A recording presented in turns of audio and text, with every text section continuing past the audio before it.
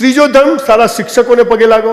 આ ભાઈ ભલે જે પોસ્ટ પર હોય પણ એના કોઈક શબ્દોથી તમને કરંટ લાગ્યો હોય, કોઈક સાહેબ આવ્યા હોય, કોઈ બાવો હોય, ફકીર હોય, સંત હોય, કાકો હોય, જેના શબ્દોથી આપણા જીવનમાં પરિવર્તન આવે, આને ગુરુ કહેવાય. અને આને પગે પડવું એ આપણો ત્રીજો ધર્મ છે.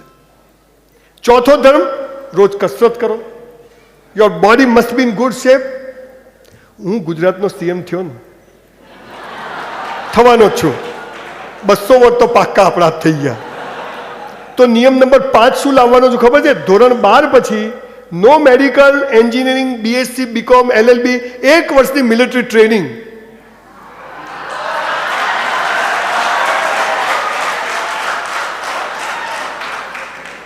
કેટલું આઘું છે, ઘણું જ છે આઘું, હજી ઘણું છે. માય કાંગલા જેવા ખેપટા જેવા છે. કેવું લાગે છે? ચાડિયા જેવું લાગે છે સાલા. અને કહો તો ફોદું વધી ગયું, બેસી જાઓ.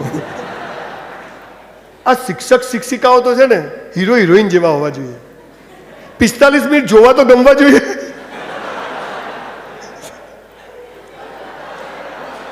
હે, દાઢું વધ્યું અને ફોદું, જબરજસ્ત ક્રાંતિની જરૂર છે આ દેશમાં.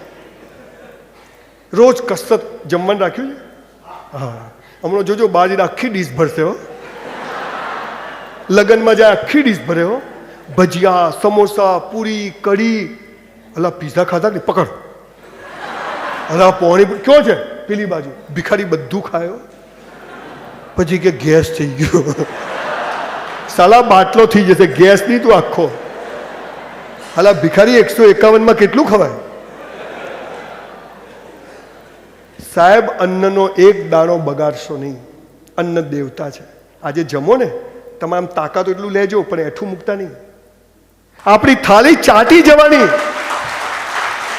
અને આ 41 ગામ પટેલોમાં અહીંથી એક આજે ટીમ બનાવો, 5 દીકરીઓ 5 દીકરાઓ, કે આ 10 જણા કોઈના ત્યાં બી લગ્ન હશે ને તો જ્યાં એઠી થાળીઓ મૂકાય ને ત્યાં ઊભા રહેશે. અને જે સાલો એઠું મૂકે ને ભરો સાલાને ખિસ્સામાં 6 કપડાં બગડતા સૂટમાં જ કરી લઈ જાય.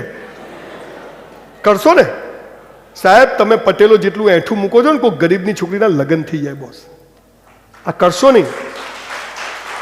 તાકાત હોય એટલું ખાઓ, કસરત કરો. Your body must be in good shape. આ મસ્ત હોવા જોઈએ. હમણાં રાજકોટ ગઈ એક છોકરી કે સાહેબ પેલા મને હેરાન કરે છે. મેં તો ઉપાડી જ જાય.